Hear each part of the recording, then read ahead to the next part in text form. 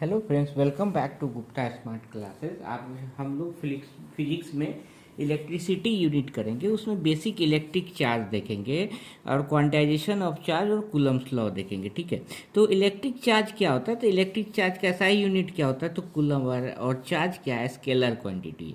तो चार्ज जैसे ही माइंड में आता है तो चार्ज के दो टाइप्स होते हैं, पॉजिटिव चार्ज और निगेटिव चार्ज। लेकिन फिजिक्स के टर्म में पॉजिटिव चार्ज किसको बोलेंगे?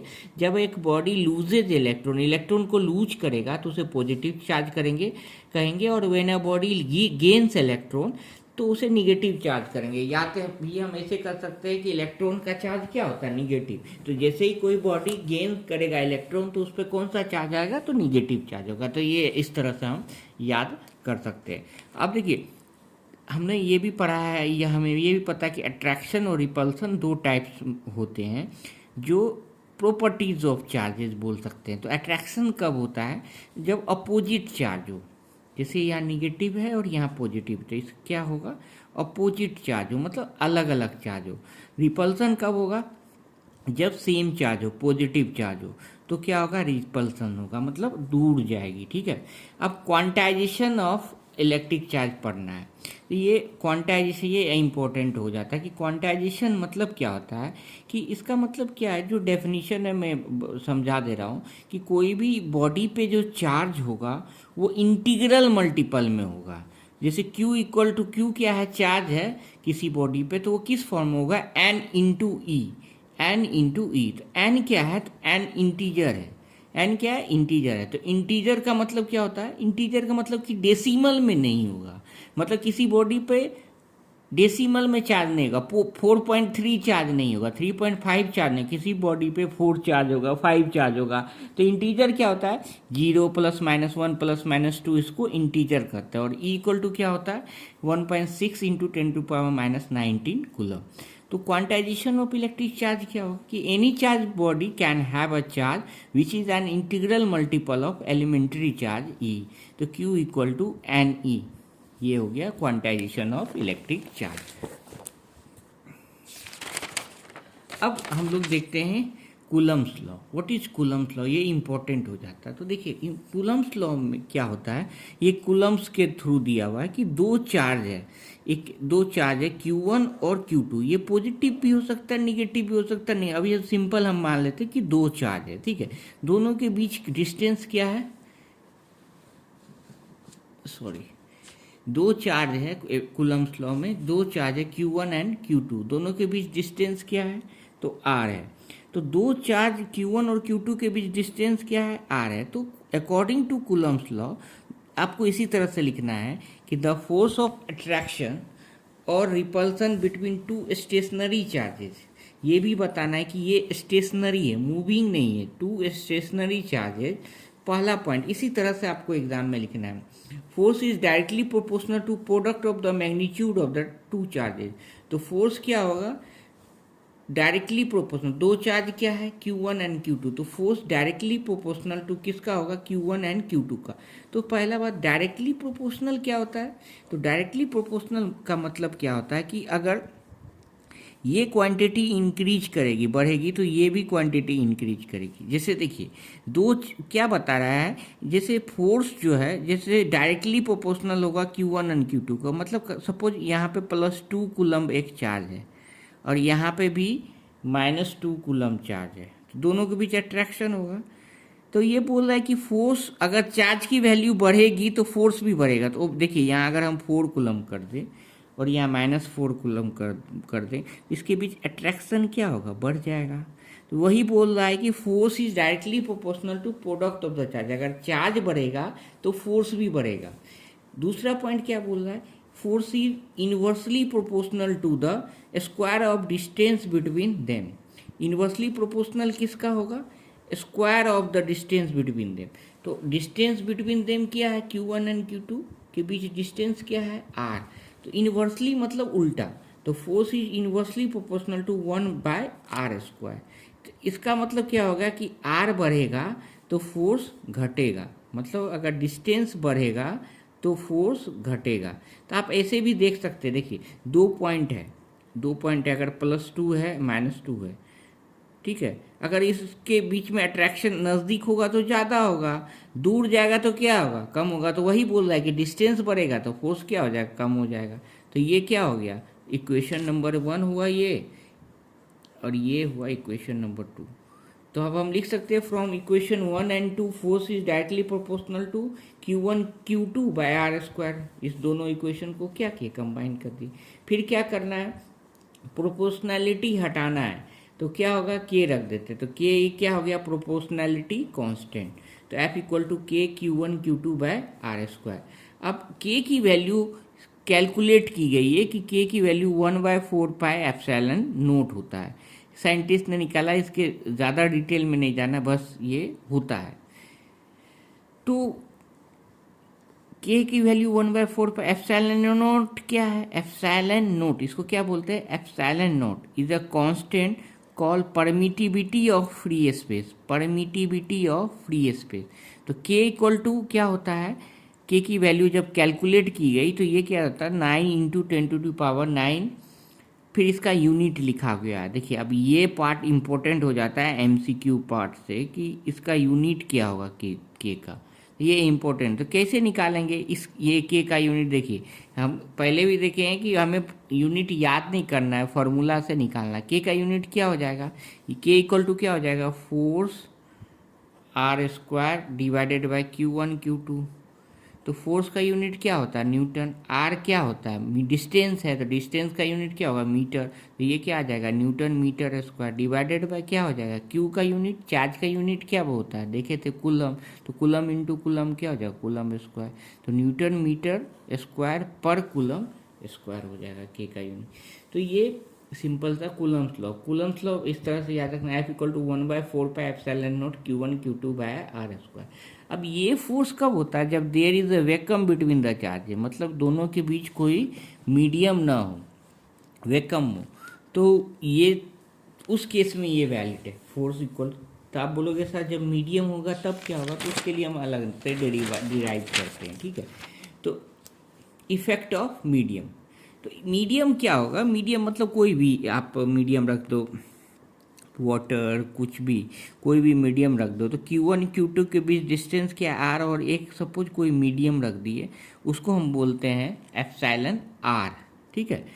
If we introduce a medium between the charges, अगर हम इंट्रोड्यूस कोई मीडियम करते हैं, तो देखिए कोई भी चीज़ बीच में आ गया तो आपको नहीं लगता है कि फोर्स घट जाएगा, दोनों के बीच में जो फोर्स लगता है इस मीडियम की वजह से क्या होगा, उसको रोकेगा, तो वो क्या होगा, फोर्स कम हो जाएगी। तो क्या होगा, if you introduce a medium between the charges the electrostatic force decreases by an amount epsilon are.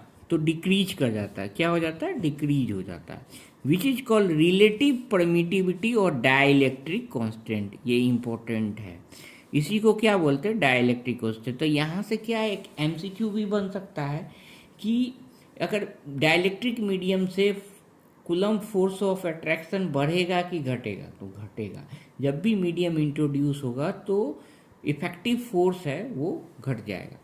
अब इफेक्टिव फोर्स घट जाएगा तो कितने वैल्यू से, तो जो ये एफ मीडियम लिख दिए कि फोर्स मीडियम में, तो पहले क्या फार्मूला था, 1/4 pi epsilon nought Q1 Q2 by R square. Simply क्या करना है, जो एप्सिलॉन आर है उससे डिवाइड कर देना है, तो उतने अमाउंट से फोर्स घट जाएगा। तो इसको बाहर निकाल लिए 1/एप्सिलॉन आर को, फिर ये इस तरह से लिख दिए, ये क्या है, फोर्स। तो एफ मीडियम क्या हुआ, force by epsilon R. Epsilon R इधर ले गए तो एफ मीडियम क्या आ जाएगा नीचे, तो F by F medium, epsilon R equal to क्या होता है, एफ बाय एफ मीडियम। ये डिराइव करने आपको पूछ सकता है। और ये क्या होगा, एक यूनिट लेस क्वांटिटी होगा, क्योंकि फोर्स का यूनिट क्या है, न्यूटन। फोर्स इन मीडियम का भी यूनिट क्या आएगा, Newton. Newton divided by Newton क्या हो जाएगा, कैंसिल हो जाएगा। तो it is a unit less quantity, ठीक है। अब देखिए इसी में एक छोटा सा कंसेप्ट आता है इलेक्ट्रिक फील्ड का। इलेक्ट्रिक फील्ड क्या होता है, जैसे देखिए सिंपल सा आपको समझना है कि अगर दो चार्ज है +2 और +2 ये, तो दोनों रिपेल करेगा। अगर ये -2 होता तो दोनों अट्रैक्ट होता। तो ये अट्रैक्ट क्यों कर रहा है, ज़रूर इसकी आसपास कुछ तो पावर होगा जिसके थ्रू ये अट्रैक्ट हो रहा है। मतलब चार्ज के चारों तरफ कुछ तो पावर है जिससे ये दूसरे बॉडी को अट्रैक्ट करता है या रिपेल करता है।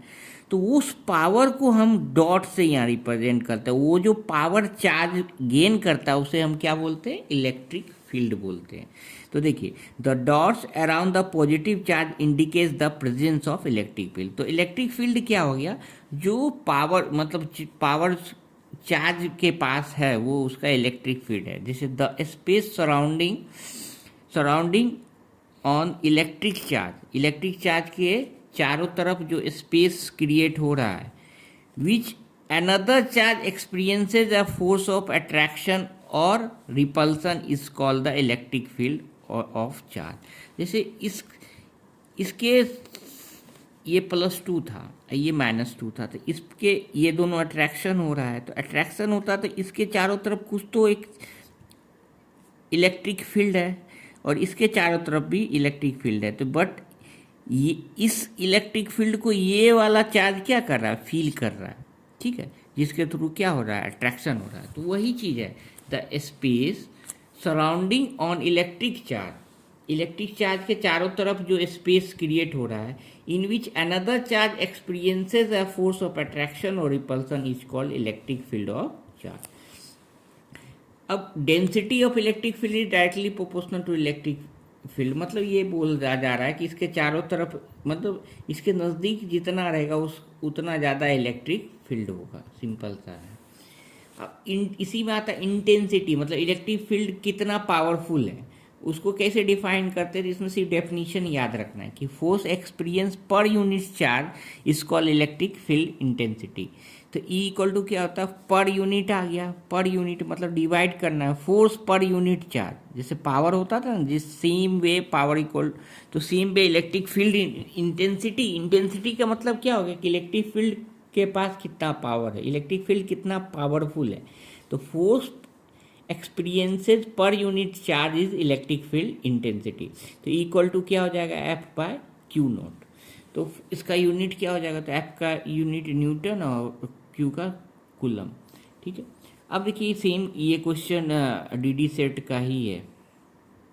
कितना इजी क्वेश्चन है। A charge of 2 micro coulomb is placed in electric field. Charge क्या दिया हुआ है? Q दिया, कितना दिया हुआ है? 2 माइक्रो कूलम ऑफ इंटेंसिटी दिया हुआ है, इलेक्ट्रिक फील्ड न्यूटन पर कूलम दिया हुआ। तो E दे दिया है, कितना दे दिया? 500 न्यूटन पर coulomb. Calculate the force exerted by charge. तो E इक्वल टू क्या होता है? F/Q। तो F इक्वल टू क्या हो जाएगा? E into Q. बस ये कर देना, 500 इंटू 2 कर देना। म्यू का वैल्यू क्या होता है? 10⁻⁻6 कर देना है। 1 म्यू इक्वल टू 10⁻⁻6। तो ऐसे भी देखिए 5 इंटू 2 1000 होगा, 1000 और ये -6 है तो -6 से -3, ये क्या हो जाएगा? 1000। तो ये क्या हो जाएगा? 10⁻3 हो जाएगा। मैक्रो का 10⁻6 हो जाएगा। तो क्या आ जाएगा? 10⁻3 आ जाएगा। तो -3 मतलब ये ऑप्शन आ जाएगा। ये सिंपल सा क्वेश्चन है। देखिए दूसरा क्वेश्चन भी पूछा हुआ है, DD सेट का ही पूछा हुआ है और ये आपको यूनिवर्सिटी एग्जाम्स में भी आ सकता है सेम क्वेश्चन। इसमें क्या बोला है? 2 पॉइंट चार्जेज है। पॉइंट चार्जेज क्या है? Q1 है, ठीक है, और Q2 है, ठीक है, +5 माइक्रोकूलम है। ये कितना है? -4 माइक्रोकूलम। और प्लेस कितना? 2 मीटर है पार। कैलकुलेट द फोर्स, सिंपल पूछ रहा है। तो K की वैल्यू क्या दिया? 9 इंटू 10⁻9। तो फोर्स इक्वल टू क्या? यहाँ देख लेंगे यूनिट मीटर माइक्रोकूलम, कोई चेंजेज की ज़रूरत नहीं है। तो 9 इंटू 10⁻9, ये 1/4 पाई एप्सिलॉन नॉट, यानी K की वैल्यू दिया हुआ है, into Q1 into Q2। 5 into micro है तो इसको किस में लिखते हैं? 10⁻⁻6 कूलम हो जाएगा। Q2 क्या हो जाएगा? -4 इंटू 10⁻⁻6 कूलम हो जाएगा, डिवाइडेड बाय R²। R क्या है? 2 इंटू 2, ठीक है। तो 4 ये कैंसिल हो जाएगा, ठीक है। तो 9 इंटू 5 क्या आएगा? 45, ठीक है। अब ये 10 पे पावर है तो 9 ये सब ऐड हो जाएगा, -6 तो ये क्या हो जाएगा 45 इंटू 10⁻³ आ जाएगा, मतलब 0.045 न्यूटन आ जाएगा। ये आपके यूनिवर्सिटी एग्जाम में भी पूछ सकता है और डीडी सेट में भी पूछा हुआ है। तो सिंपल 2 MCQ हमने कूलम्स लॉ का देख लिया। होपफुली ये लेक्चर्स पसंद आया हो। कोई डाउट हो तो आप kindly put in the comment section. अगर पसंद आया हो तो kindly like and subscribe, it really motivates us. Thank you.